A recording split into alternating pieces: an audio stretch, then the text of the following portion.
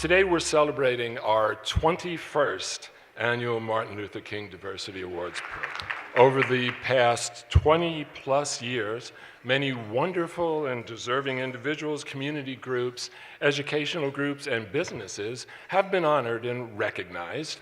This day, this event, this 20 plus year tradition is a vitally important celebration. And it may be even more vital in the political and social environment in which we find ourselves today. For we stand here together, unified as a community of neighbors, friends, and families. And we do so in recognition of the great works of those leaders like Dr. King, whose tireless dedication and love for our fellow human beings and love for freedom, brought forth the most sweeping and powerful social reform in the history of our nation. Dr. Martin Luther King is often described as being progressive, strong, and trailblazing, but just as importantly, he was caring and compassionate. He worked tirelessly and courageously to bring us together as communities and as a nation during a tumultuous time. Tempe, our wonderful and inclusive city, embodies and continues to strive to more perfectly embody many of those same characteristics. You often hear Tempe being described as a progressive, strong, and trailblazing city. But as with Dr. King, we would argue that perhaps the most important quality about Tempe is its compassion and its care for all of our residents in all their wonderful diversity. And that is the passion that drives our success as a community and as a city. And with that, I'm proud and honored to turn the program over to our mayor. Please welcome Mayor Mark Mitchell. Thank you so much for gathering here today to celebrate the life and legacy of Dr. Martin Luther King and to support the City of Tempe's Martin Luther King Diversity Awards. Last year, if you remember, we launched our new Tempe Welcomes You As You Are, a slogan developed by the HRC. This message is important because it really represents with so much of our diversity of our community and will continue to be even more relevant and even more relatable as our face of our community and our nation continues to diversify over the next decade. But as you will soon hear, this is just the latest development in a long history of Tempe embracing diversity and inclusion. I've heard from individuals in our community that they are worried about some of the occurrences that we are seeing in our nation and in our world. As they have every right to be concerned. We are seeing an increase in hate crimes, and often it is the case that we are taking steps backwards when it comes to ridding this nation of racism and anti-Semitism. But that's why this breakfast is so important. That's why coming together on mornings like this is important. It's crucial for us to stand together and to say that we stand for openness, inclusion, and that we embrace diversity.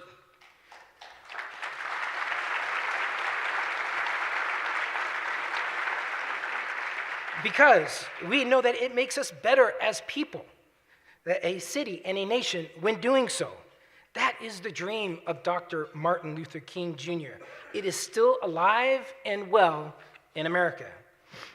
And while we're seeing some bad actors with bad characters trying to bring our country back down to a place that we've long grown out of, it's clear that there's a vocal majority loudly objecting. And you want to know how I know that? You guys really want to know how I know that? It's because just a few weeks ago, the 116th Congress was sworn into office and was declared the most diverse Congress in U.S. history.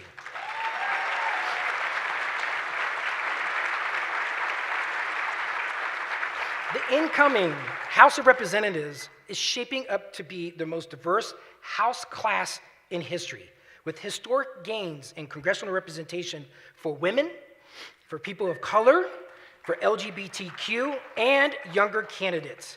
A record 106 women were elected to serve in the House. And There are 5 new female senators elected to the U.S. Senate. This really is a remarkable opportunity for the nation to grow and to change with our demographics and our changing priorities. Our reputation as being an inclusive community adds to the quality of life experience by our residents, and it also encourages businesses to come to our city. The fact that for the 5th year in a row, Tempe has received a perfect score on the Human Rights Campaign Municipal Equality Index is really a big deal. It really makes a statement about that we view and how we view our community is so important. The same is with our anti and non-discrimination ordinance and our city's charter amendment, our annual Unity Regional Walk that is coming up at the end of this month on January 26th, our annual Juneteenth celebration, and the Tardeada. We are always looking to protect as well as celebrate the great diversity of our city. And we will continue to look for new ideas and strategies to be even more inclusive. Just recently, with the help of the AZ Development Disabilities Planning Council, Tempe will be implementing the BEST program, otherwise known as Tempe's Building Employment Support and Training. The BEST program helps create a diverse workforce and provides city employment opportunities for individuals with development disabilities. This program is a big deal because not only any other municipalities are taking the leadership role in this on inclusion, like the city of Tempe. We are also making sure that all of our voices are heard in different planning processes. Over the summer, the council approved funding to start a new pilot program called Equity in Action. The Equity in Action pilot program is designed to increase the participation of the underserved residents in Tempe, as well as to make sure that we ensure the underrepresented residents who would not only participate in public forums, but also have a voice in a decision-making process. This will benefit several engagement processes such as the Urban Core Master Plan, the Character Area Planning, our park improvements projects, our streetscape projects, and much more. Not only are we taking the time to honor the life of Dr. King, but we are also here to celebrate those individuals in our own community that are living out his legacy of selflessness, kindness, patience, and inclusiveness. Every year, we take the time to recognize and share the stories of a few people who have found their own way to answer Dr. King's call to serve others. Dr. Martin Luther King Jr. has a great quote. He said, "We are prone to judge success by the index of our salaries or the size of the automobiles, rather than by the quality of our service and relationship to mankind." The individuals who dedicate their time to others have answered that call and who are living a successful life. The work to be welcoming and compassionate city never stops. And I guarantee you that in Tempe, these are the values that we will continue to protect and expand, the core values of diversity, inclusion, and fairness. I can guarantee you this because we have a dedicated staff that works on this every day in our city, all year round.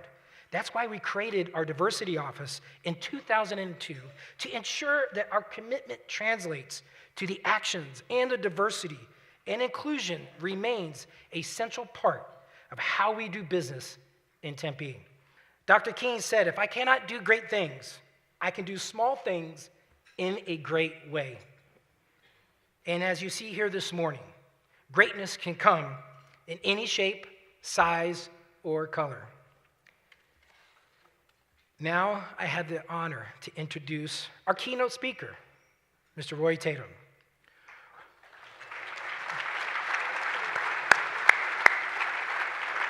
Roy Tatum serves as a president of the East Valley NAACP, leading a team that is strengthening the community relations with local police departments and implementing strategies to eliminate the school-to-prison pipeline in our school districts.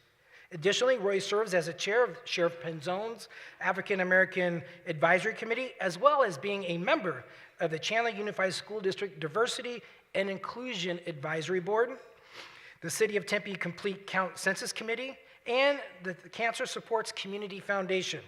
As a lifelong member of the National Urban League, Roy was recognized as his top 10 young professional leaders in their 2017 National Convention. Roy has a degree in political science with a minor in history from Virginia State University. He has worked on Capitol Hill as a staffer for Senator Chuck Robb and has worked on many political campaigns, from local races to presidential campaigns. Roy started his own consulting firm in 2016, offering strategic marketing and campaign solutions to political candidates, social movement, and businesses. He makes his home in Chandler. Hopefully, maybe we can get him over to Tempe soon. And let's welcome Mr. Roy Tatum, and let's thank his wife, Keisha, for all that she's done to make Roy who he is today. Mr. Tatum, welcome.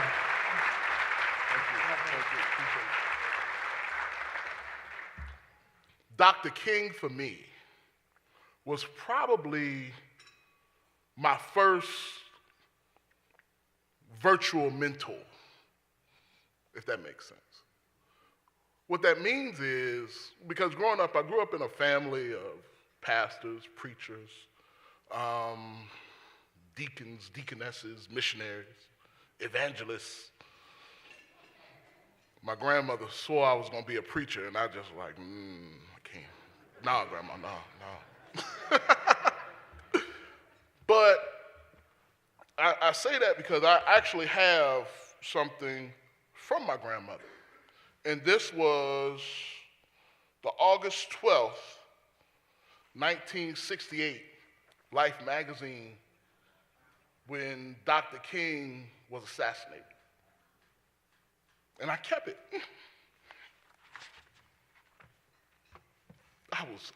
Oh boy.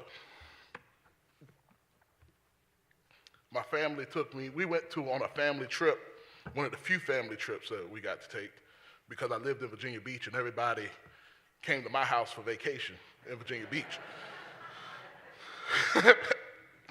And we went to Atlanta, and I remember we pretty much picked up a book similar to this. It wasn't this book, but it was similar to this. And it was discussing Dr. King's life and Dr. King's work. And I remember asking my mother, why was Dr. King gone? And it was hard for her, because at that point in time, I was probably 6 or 7 years old, and at that point in time, my mother had tried to explain death. Because to me, only the old people died at that point, you know. Aunts, uncles, grandparents, relatives, only old people at that point in my mind as a 6 or 7-year-old had funerals. So I didn't understand. Martin Luther King looked so young, you know, why is he gone? And so she, in the best way possible, began to explain racism and began to explain the work of Dr. King and how he was upsetting people with his message, and everybody didn't want to get along. Everybody did not want to be a community, or a unified community. It was hard. I still remember some of that. It was hard for her to explain assassination. It was hard. But that conversation has always been a conversation in my own mind. And for those of you that we've talked about the 60s. We've talked about civil rights. We've talked about social justice and social movements. And I believe the most important conversation that we can have right now, as we talk about social justice and civil rights, is captured in the title of Martin Luther King's final book. And that is, where do we go from here? Community or chaos? I mean, think about that. A book like that can come out in 2019. Where do we go from here? Community or chaos? Because you can't lie and say that we're not in a chaotic situation. When we open up our social media accounts and we see someone assaulted or someone shot, or we turn on to CNN or Fox News or MSNBC, whatever you go to, and we hear the words coming out of the White House, Capitol Hill, and even some of our local officials. I won't go into that right now. But where do we go? Some people feel that we're going backwards. Some people don't see a way forward. So it's important, and I understand that the words that we as leaders share are very important, because a lot of people are looking to us for that direction, for that guidance. And some are just looking for the light. Do they see that light in you? And can they listen to you? And can they believe in you? Can you give them some hope, some faith, some joy to help them go to the next day? That's where we are. So I took some notes, and I basically want to talk about our individual pursuits versus our community or our collective gains. What's more important? I mean, most of the time, nowadays, we're in a situation where we're in the iPhone situation, the iPad, the I this, the I. You know, it's about me. Customize this for me, you know. Whereas we used to be in a situation where we could go to the next door neighbor to borrow some sugar or some food or some milk or whatever you needed. You could go to the neighbor's house. Your mama would say, go run down Miss Ann's house and go tell her, let me borrow some sugar and I'll take care of her on the next payday. We don't do that anymore. We don't do that anymore. We are focused a lot of times on ourselves, on our own journeys and our own pursuits. If we are to be a community, we've really got to be a community. That means learning about one another. That means hearing different perspectives. That means as soon as you meet someone or see someone that may be different, think different, praise different, loves different, that you take a moment and get to know who they are. Hear their story, hear their journey. That's what we're talking about with a community. And I believe if we go in the opposite, we'll end up in the chaotic situation because we just focus on ourselves. I remember learning a poem. It's a simple poem.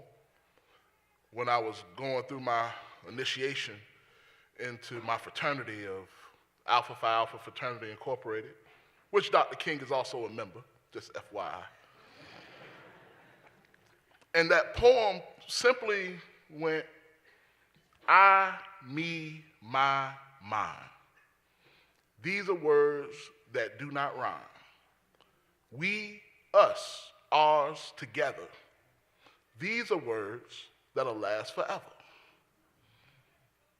And whenever, for those that are familiar with the fraternity, sorority life, any members of the Divine Nine in the room? I know the ladies of Delta Sigma Theta just had their Founders Day. It was 178 years, 106 years. Okay, 106 years.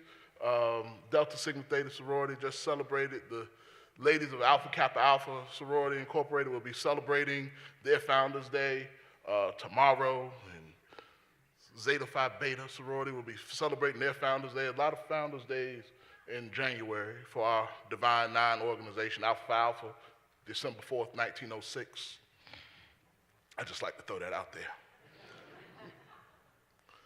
But we learned that to think as a collective to make decisions not just that benefit ourselves, but how does this decision affect everybody else? And that's what Dr. King was. Dr. King made decisions and talked about the beloved community. And one of my favorite speeches of Dr. King's was the mountaintop speech, which was his final speech. And he, in his final speech, and I encourage everyone to listen to it in its entirety for various reasons. But Dr. King talked about the man on the road who was robbed in the Bible, the man who was robbed by the thieves, and the rabbi passed and the Levite passed, and he couldn't get any help. But then the Good Samaritan came and offered him help. And people were trying to, and he was having this amazing conversation with himself, where people were trying to articulate or maybe ascertain why wouldn't the rabbi help? Why wouldn't the Levite help? Why wouldn't these other people who were high in society not stop and help this downtrodden man or person that was presumably hurt and needed help? But, you can go all day long to say why somebody wouldn't stop to help somebody. But he went into the Good Samaritan. The Good Samaritan basically did not think about himself. The Good Samaritan did not think about if he would be in danger. He didn't think about what would happen to himself if he did not help. He thought about what would happen to this man if he did not help him. And that's if I don't give you anything else, if you don't get anything else, that's where we got to go. If we continue to see people suffering, struggling, hurting, and we don't stop to help, if we don't give them voice, what happens? What happens to the children that, and we're talking about children now, what happens to the children that may have some trouble in school and we're quick to call the police rather than to pull them aside to have a conversation? What happens? And so sometimes that's all the child needs.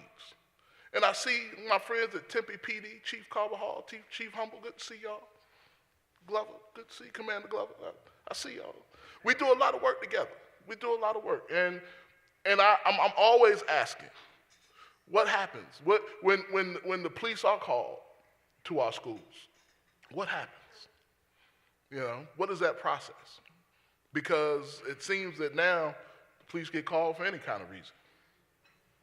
That's a whole nother conversation. So there has to be a level of personal responsibility. And that means, and here's what the personal responsibility is sometimes. Just asking people, hey, are you okay? You having a good day? You all right? Anything you need? Sometimes that person, you know what? You know what I found, and I'm going to give you this for all my politician friends? People that come to me with a lot of issues, sometimes maybe about y'all.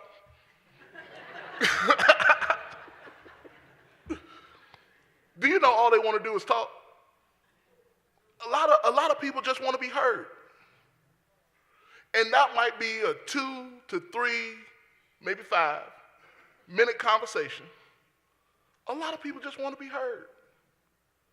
And if you take a moment and listen to what people have to say and let them get it out, that's where they just had the best conversation with you ever. That was free consultation for y'all.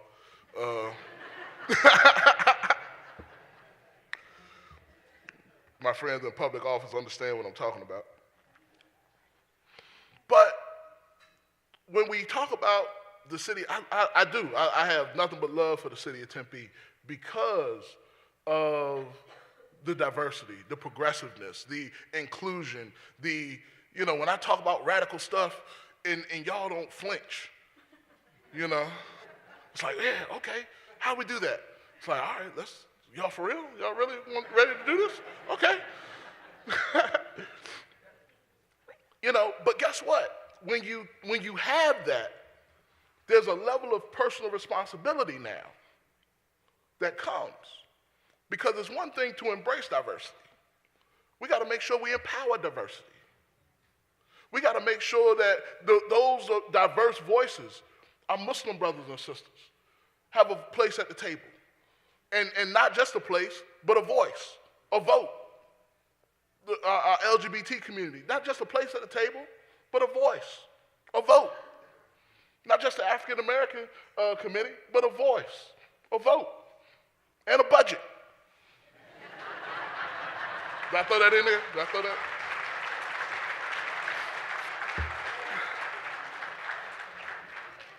So it's wonderful to embrace diversity. But I believe Tempe can be the place where we empower diversity and we show people what that looks like. Because this isn't just a local small city. This is a world-class city. This is an international city. People from all over the world. This is a lot of times this is maybe the first place that they come when they come to Arizona. One, because of the location of the airport. But many people, and we all know the issues around the state. And we all know the reputation of the state. And I'm happy to see my friends at MCSO here as we work together and we try, we're really trying to undo some of the damage that it took decades to create. And I get flack for that. I get flack from that from a lot of people. Because how could you, work with, this group that's done X, Y, Z? And I'm like, well, there's new leadership. And you don't change it overnight. You don't change a disaster overnight. You could tell Sheriff Penzone, I gave him a shout out. But my point is, we respect our people, our men and women in law enforcement. And I want to make sure that our men and women in law enforcement and our first responders are supported. Because they are, for the most part, for the most part, that good Samaritan. For the most part, they are that person when they see the person hurt, when they see the person struggling, when they see the person in a tough situation. They are the people first on the scene to rectify that situation. That's not easy. That's not easy. And I don't envy the experiences that you all have and the things that you all see and have to endure. But at the same time, sometimes it's important to have a conversation. It's important to say, is everything okay? How can I help? How can I be of service? First thing can't be, put your hands up, put your hands behind your back, if a person's in duress. So as we talk about Martin Luther King, diversity, inclusion, I also want to make sure that we're talking about empowerment. Because empowered people make things happen. Empowered people create and do something with nothing. I'm reminded of a quote, and boy, I'm about to mess it up because I'm going off the top of my head right now. But I remember there was a quote by Malcolm X, and Malcolm X said, our people are so resourceful that we've done so much for so long with so little that we're qualified to do anything with nothing.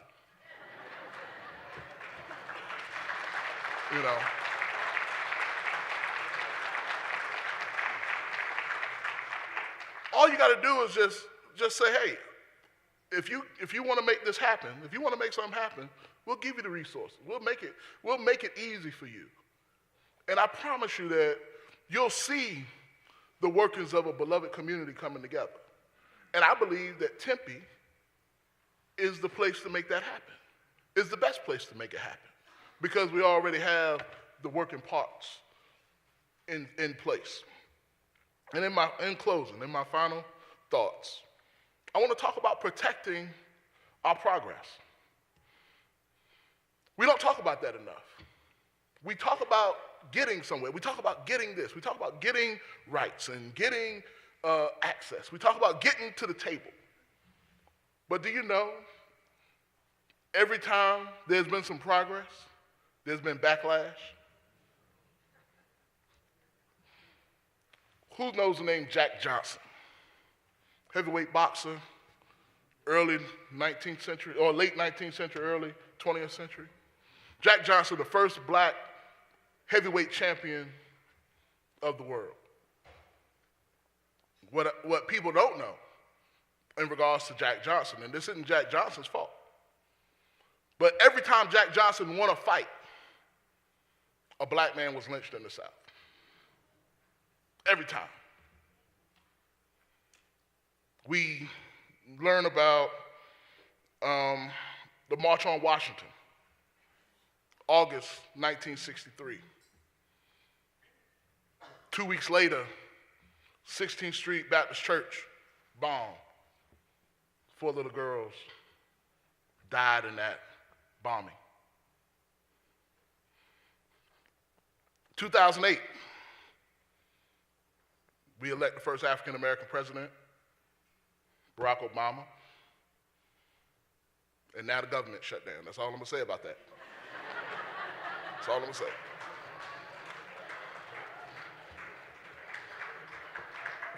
So we gotta protect our progress.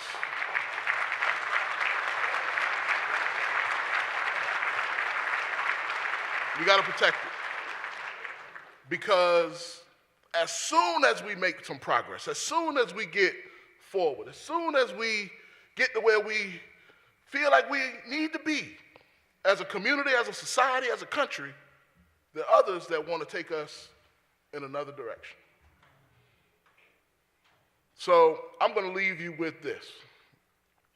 And here's a quote that Mark did not use by Dr. King. Dr. King said, "We all came here on different ships, but we're in the same boat now." You know?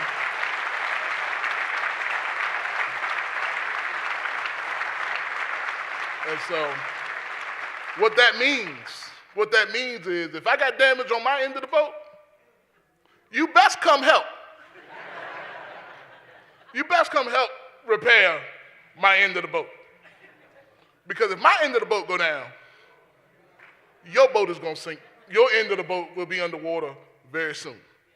So we've all got to come together to make sure that we all have a safe place, a dry place, a comfortable place, an equitable place, an empowered place on our boat. So thank you all very much.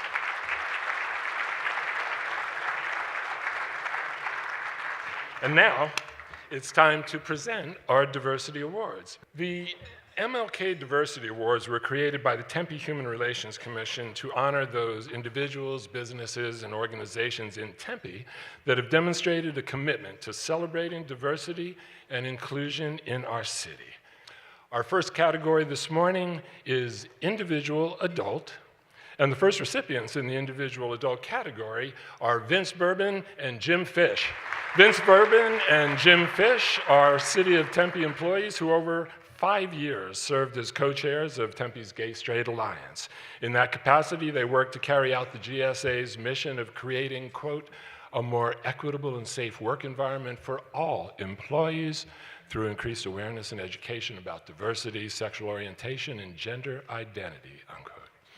Their outstanding leadership and tireless efforts addressed and raised awareness about the issues of equality, diversity, and inclusion regarding LGBTQ individuals, both within the City of Tempe workforce and externally. Please join us in congratulating Vince Bourbon and Jim Fish. Our next winners in the adult individual category is Catherine Kuvelis-Edick.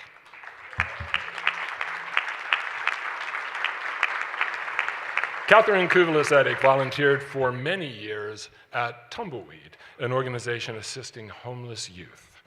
When Tumbleweed closed, Catherine started a 501c3 to take up the charge of feeding, clothing, and supporting sober living for the homeless youth in Tempe. In addition to feeding these youth, she also does their laundry at a local laundromat. She currently is caring for 7 pregnant girls who live at Maggie's house, helping to keep them off the streets and sober, outfitting them with clothing, cribs, and playpens. Please join us in congratulating Catherine Kuvelis-Edick. Our next winner in the individual category is Burdetta Hodge. Burdetta Hodge serves on the Tempe Union High School District School Board, is the East Valley NAACP Educational Coordinator, and is co-treasurer for the Booker T. Washington Child Development Center. She was the first African-American woman elected in the city of Tempe with her election to the school board. Burdetta has spent her life advocating for the less fortunate. She's worked for candidates, campaigns, and organizations that share her desire to see a better, more equitable city and world. Please join us in congratulating Burdetta Hodge.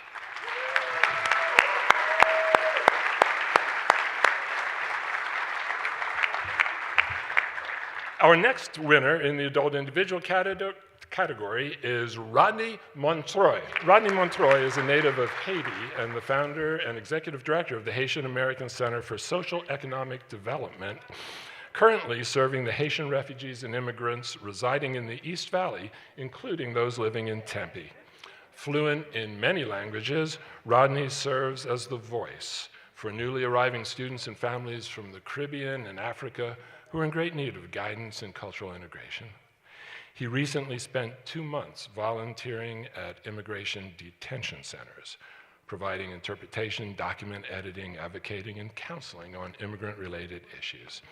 Rodney partnered with Catholic Charities and the Florence Project to obtain a wide range of service for the refugees, including jobs and educational services, to guarantee their successful integration into Arizona's mainstream society. Please join us in congratulating Rodney Montroy.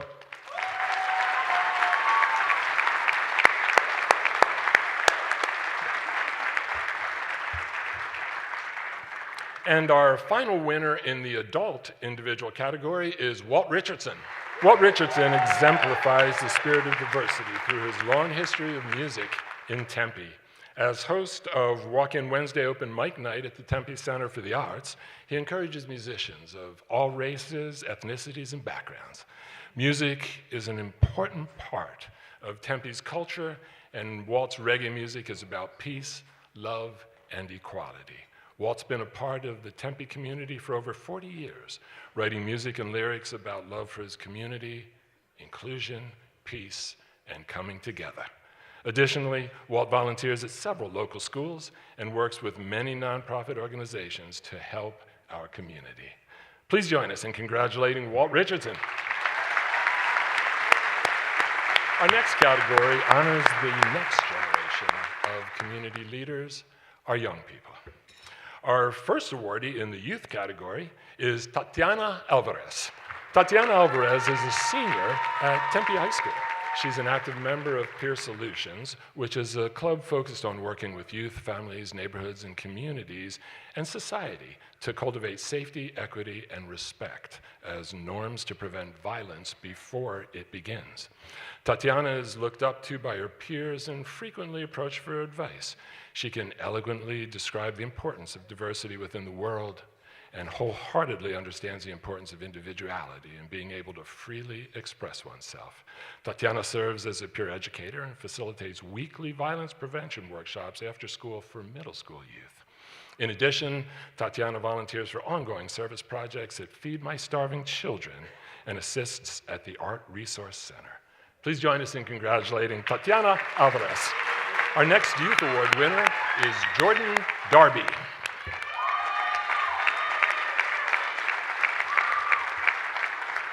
Jordan Darby is a senior at Tempe High School. He is an active member of the Peer Solutions Club, working to cultivate safety, equity, and respect. Jordan ignites passion for social change within all individuals he meets. He is a leader on many levels and is not afraid to speak up and advocate for a society that will not tolerate silence and denial, oppression, and normalized harm. Jordan volunteers at ongoing service projects such as the Tempe Tardeada, MLK Diversity Awards Breakfast, and the Regional Unity Walk. He also created and founded the Asian Culture Club at Tempe High, where students discuss and appreciate Asian culture. Please join us in congratulating Jordan Darby. And our final youth award winner is Chloe Penner. As a youth involved in Desert Palm United Church of Christ in Tempe, Chloe noticed that participants in the I Help program left in the morning without any food for the day. She suggested that her fellow youth come in the day before and prepare a sack lunch, which the I Help participants now receive as a regular part of the new improved routine. Chloe's been a regular volunteer at the I Help program, preparing food and socializing with the program's participants. She goes out of her way to sit down and have one-on-one conversations with I Help graduates to learn more about how the church can be more helpful and often taking the lead with new ideas. In her volunteerism, Chloe has interacted with a wide variety of people of many different cultural, ethnic, and religious backgrounds, welcoming and assisting all. Please join us in congratulating Chloe Penner. Our next award is in the educational category, and our educational award recipient is Terrence Davis. Terrence Davis has worked in Tempe for over 10 years, starting at Excel, a private school for individuals with disabilities. Terrence himself suffered a traumatic brain injury while working and moved to the Tempe Union High School District, first at Compadre and currently at McClintock as the equipment manager. At McClintock, Terrence started a food and clothing pantry for kids who were homeless, hungry, and in need of a meal or clean clothes. Terrence assists students who are struggling by giving advice or steering them towards tutoring or counseling. He currently works at the I Believe I Can Academy, an organization for individuals with special needs, where he supports children and the community by creating opportunities for inclusion. Please join us in congratulating Terrence Davis. And our final award this morning is in the community group category. And our community group award recipient is Tempe Sister Cities. Tempe Sister Cities, a volunteer 501c3 organization, has embraced diversity since its founding in 1970. Their tagline is, "We are bringing the world together, one friendship at a time." In 1972, they began a student exchange program by sending 4 high school students to Skopje, Yugoslavia. Today, they send 32 students from Tempe to one of their 11 sister cities, Skopje, which is now the capital of independent Macedonia, Regensburg, Germany, Lower Hutt, New Zealand, Xinjiang, China, Beaulieu-sur-Mer, France, Carlo, Ireland, Cuenca, Ecuador, Cusco, Peru, Troll Hatton, Sweden, Timbuktu, Mali, and Agra City, India. Tempe Sister Cities conducts. Now, to be able to do this, Tempe Sister Cities conducts fundraisers such as the Oktoberfest to purchase all of the plane tickets and to arrange for host families in the various sister cities. In this way, families of all economic levels can participate. Tempe Sister Cities is building Tempe's leaders of tomorrow. The students learn to live with families with very different customs, eating their food, listening to their music, and learning different points of view about their history. They negotiate airports, translate signs written in different languages. Many of their participants have gone on to join the Peace Corps and take positions of leadership all over the world. Please join us in congratulating Tempe Sister Cities. And now, as we conclude this morning's celebration, on behalf of the Tempe Human Relations Commission and the City of Tempe's Strategic Management and Diversity Office, I would like to, again, to thank our keynote, Roy Tatum. Thank you, Roy.